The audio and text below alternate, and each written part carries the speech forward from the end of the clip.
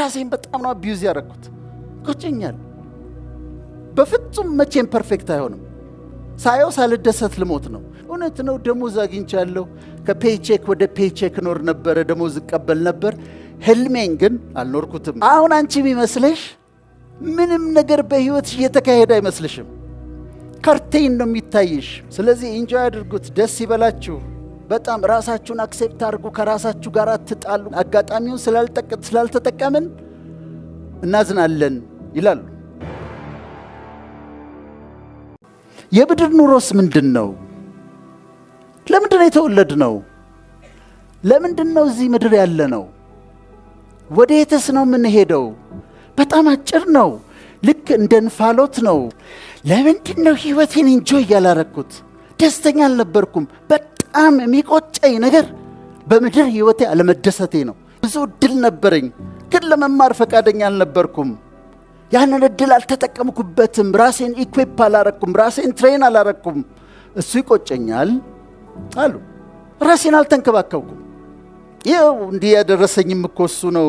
በምግብ ራሴን አልተንከባከብ፣ በስፖርት ራሴን አልተንከባከብ፣ ጥሩ እንቅልፍ አልተኛው፣ እረፍት አላርፍም ነበረ። ራሴን አልተንከባከብ። አቢዩዝ ነው ያረኩት። ራሴን በጣም ነው አቢዩዝ ያረኩት። ቆጨኛል።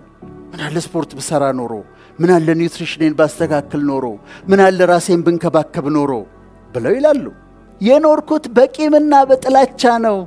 ምጠላቸው ሰዎች ነበሩ። ሄትሬድ ነበረብኝ፣ ቂም ነበረብኝ፣ ንዴት ነበረብኝ ሰዎች ላይ። እንደዚህ ለሚያልፍ ብለው ይላሉ። በጥላቻ ያሳለፍኳቸው ዓመታት በጣም ይቆጩኛል ይላሉ። ለቤተሰቤ ጊዜ አልሰጠሁም። ኮሚቴ፣ ስብሰባ ስል ልጆቼ ሳላያቸውን ያደጉት። ለባለቤቴ ጊዜ አልሰጠዋትም። ለእናቴ ጊዜ አልሰጠዋትም። ቁጭ ብዬ አላዋራትም ነበር። ለአባቴ ጊዜ አልሰጠሁትም። እኔ ራሴን ፖፑላሪቲ ሳሯሩጥ ኮሚቴ ስል፣ ስብሰባ ስል፣ ምን ስል፣ ቦርድ ስል ለቤተሰቤ ጊዜ አልሰጠውም። ይቆጨኛል ይላሉ። ሰዎችን አልረዳሁም። ልረዳቸው የምችላቸውን ሰዎች፣ አቅሙ እያለኝ ላግዛቸው የምችላቸውን ሰዎች አልረዳሁም። የአክስቴን ልጆች፣ የእህቴን ልጆች፣ የወንድሞቼን ልጆች ልረዳቸው እየቻልኩ ግን አልረዳኋቸው። ምን አለበት ብረዳቸው ኖሮ፣ ምን አለ ባካፍል ኖሮ ይላሉ። ህልሜን አልኖርኩም። ለአንድ ካምፓኒ 20 ዓመት ተቀጥሬ ለአንድ ካምፓኒ ነው የሰራሁት። ለአንድ ካምፓኒ። ለህልሜ አልኖርኩም፣ ለራእይ አልኖርኩም። ለካምፓኒ ነው ዕድሜን የገፈገፍኩት። ይሄ ይቆጨኛል፣ በጣም ይቆጨኛል። እውነት ነው። ደሞዝ አግኝቻለሁ። ከፔይቼክ ወደ ፔይቼክ ኖር ነበረ፣ ደሞዝ እቀበል ነበር። ህልሜን ግን አልኖርኩትም፣ ራእይን አልኖርኩትም። ይሄ ይቆጨኛል ይላሉ። አንዳንዶቹ ደግሞ ለምንድን ነው የለፋሁት ይላሉ። ለምን ለፋው? ያ ሁሉ ልፋት፣ ሌሊት 11 ሰዓት ተነስቼ ወርክሆሊክ ነበርኩኝ። 16 ሰዓት ነበር የምሰራው። ልፋት። ቤት ሰራው፣ ይሄን አደረኩ፣ ይሄው ልሄድ ነው። ልፋቴ ምን ነበረ ይላሉ። ለሰዎች ፍቅሬን አልገለጽኩም።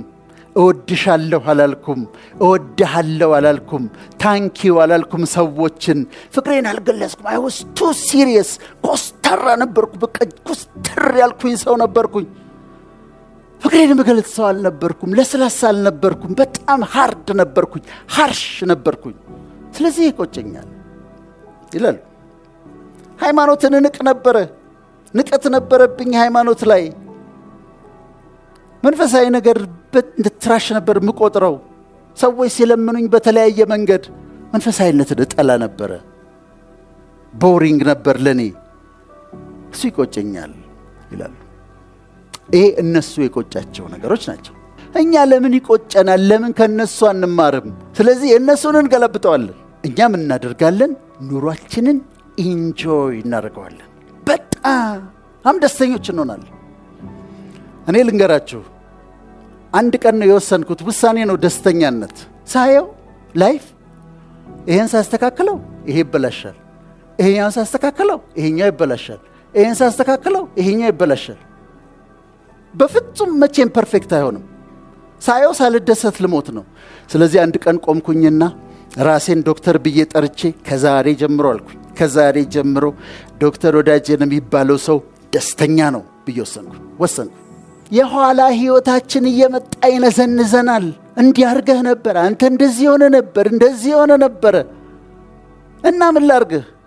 ወደዛ ዝጉትና ክሎዥር አበጁና ያለፈው ህይወታችሁ የዛሬውን እንዳይረብሽ አድርጉት። እኔ አሁን መደሰት አለብኝ፣ ኢንጆይ ነው የማደርገው። ሁለትም የወደፊት ህይወታችንን ስንመለከት ምንም እየተካሄደ አይመስላችሁም?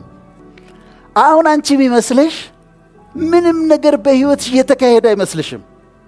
ከርቴን ነው የሚታይሽ፣ መጋረጃው ነው የሚታይሽ። ከመጋረጃው ጀርባ ግን ስለ አንቺ ብዙ አክቲቪቲዎች አሉ። እየተዘጋጀልሽ ነው፣ እየተሰናዳልሽ ነው። ነገሮች፣ ሰዎች ተሰብስበዋል። ነገሮች እየተቀናጁ ነው። ያንተ ጉዳይ እየተቀናጀ ነው። ለአንተ ግን የሚታይህ መጋረጃው ነው። ስለዚህ ሰለቻችኋል። ምንም ይመጣ ነገር ያለ አይመስላችሁ። ይሄ ብቻ አይደለም። ደስተኛ ለመሆን ቀጠሮ እንይዛለን። ደስተኛ የምትሆነው ትላለች እሷ፣ ሳገባ ደስተኛ ሆናለሁ፣ ልጅ ስወልድ ደስተኛ ሆናለሁ፣ ዲግሪዬን ሳገኝ ደስተኛ ሆናለሁ፣ አሜሪካ ስሄድ ደስተኛ ሆናለሁ፣ ቪዛዬን ሳገኝ ነው ደስተኛ የሚሆነው ብለን ቀጠሮ እንይዛለን። አሁን ደስተኛ ካልሆንሽ ስታገቢ ደስተኛ አትሆኚም። ምክንያቱም ትዳር የራሱን ችግር ይዞ ይመጣል።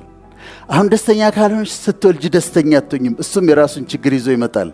አሁን ደስተኛ ካልሆንክ አሜሪካ ስትሄድ ደስተኛ አትሆንም። ምክንያቱም እዛ ካልቸር ሾክ ይጠብቀሃል፣ ብዙ ነገር ይጠብቀሃል። ስለዚህ ውሳኔ ነው። I have to be happy, I have to enjoy my life ብላችሁ መወሰን አለባችሁ። ከመጋረጃው ጀርባ እየተስተካከለ ስለሆነ። ስለዚህ ምን እናድርግ? እያንዳንዷን ነገር በማይንድፉልነስ አጣጥሙት። ቡናዋን ስትጠጡ ሲኒዋን ታነሱና ዝም ብላችሁ አጣጡት። ቅመሱት፣ ጤና አዳሙን ቅመሱት። ከዛ አጣጥሟት። እያንዳንዷን ሲኒ ቡና አጣጥሟት። ባለትዳር ከሆንክ ሚስትህን ኢንጆይ አድርጋት። እያት፣ ዝም ብለህ እያት። ጸጉሯን እይ፣ አይኗን እይ፣ ጥርሷን እይ፣ እያት፣ ኢንጆይ አድርጋት። ልጆቻችሁን ዝም ብላችሁ በል ልበስ፣ ሂድ፣ በል ትምህርት ቤት ድምዳት በሏቸው፣ ኢንጆይ አድርጓቸው። ማይንድፉልነስ ይባላል። አፕሪሺየት አድርጉት፣ አጣጥሙት እያንዳንዱን ነገር። ስለዚህ ኢንጆይ አድርጉት፣ ደስ ይበላችሁ። በጣም ራሳችሁን አክሴፕት አድርጉ። ከራሳችሁ ጋር አትጣሉ፣ ከቁመታችሁ ጋር አትጣሉ፣ ከመልካችሁ ጋር አትጣሉ። ሰዓሊው የሳለው ሁሉም ሰው ውብ ነው። ራስን አክሴፕት ማድረግ ለደስታ በጣም ጥሩ ነው። ራሳችሁን አክሴፕት ካደረጋላችሁ ከሌላ ሰው ጋር ራሳችሁን አታወዳድሩም። የራሳችሁን መንገድ ትኖራላችሁ። የራሳችሁን ደስታ ትጠብቃላችሁ።